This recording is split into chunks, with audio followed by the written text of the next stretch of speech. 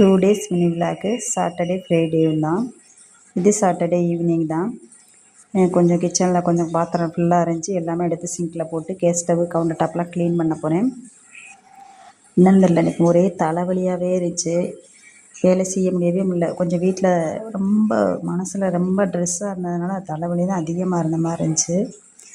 நல்லா ஒரு டேப்லெட்டை போட்டு தூங்கிட்டேன். அப்புறம் ஒரு 4 மணி டைம்ன்றப்போ தான் எழுந்திரிச்சு கேஸ் ஸ்டவ்லாம் க்ளீன் பண்ணிட்டு பாத்திரத்தெல்லாம் கழுவி கவுத்திட்டு அப்புறம் வெஜிடபிள்ஸ் எல்லாமே வாங்கிட்டு வந்திருந்தேன்.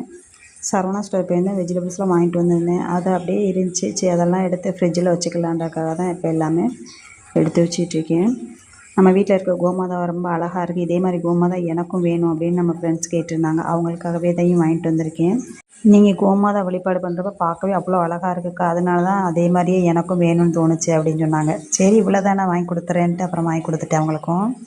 டீ காஃபியை நிப்பாட்டிட்டு என்னால் கட்டுப்படுத்த முடியல. ரொம்ப தலைவலி இருந்துச்சா, அதனால் ரொம்ப தலைவலியினால் ஒன்றும் செய்ய முடியல. என்ன வேறு வழியே இல்லை, ஒரு காஃபியை போட்டு சாப்பிட்றலான்ட்டு ஒரு காஃபியை போட்டாச்சு.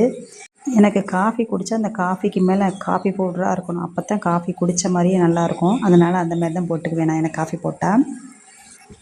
வேறு வழி இல்லை, இன்றைக்கி கட்டுப்படுத்த கொஞ்சம் நிப்பாட்டிட்டு காஃபியை போட்டு சாப்பிட்டாச்சு. வெண்பூசணி, இது சாட்டர்டே விலாகு. வெண்பூசணி எடுத்து தோலை நீக்கிட்டு, தோலை மட்டும் இந்த மிளகு தோல் வந்து நல்லா தின்னாக அப்படித்தான் இருக்கும் வெண்பூசணி தோல்.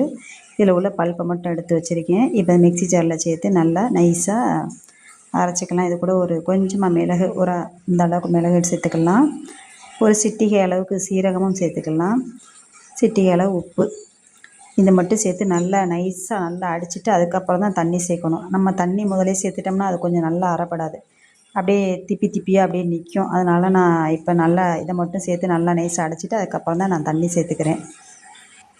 இந்த வெண்பூசணி வந்து எம்டி ஸ்டொமக்கில் சாப்பிட்டு 1 மணி நேரத்துக்கு அப்புறம் என்ன பண்ணுதுன்னா, ஒரு மாதிரியாக ஒரு பசிக்கிற மாதிரி ஒரு ஃபீலாக இருக்கிற மாதிரி தோணும். அப்போ என்ன பண்ணுவேன், நான் திருப்பி நல்லா சுடு தண்ணியில் ஒரு 4-5 ஸ்பூன் அளவுக்கு தேன் கலந்து அது நல்லா ஒரு 1/2 லிட்டர் தண்ணி அளவு குடிச்சிருவேன்.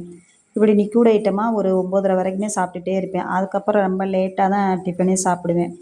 இப்படி தான் என் வெயிட் லாஸை மெயின்டைன் பண்ணிக்கிட்டு இருக்கேன். இந்த வீடியோ பிடிச்சிருந்தா ஒரு லைக் போட்டுருங்க. அடுத்த வீடியோவில் பார்க்கலாம். பாய்.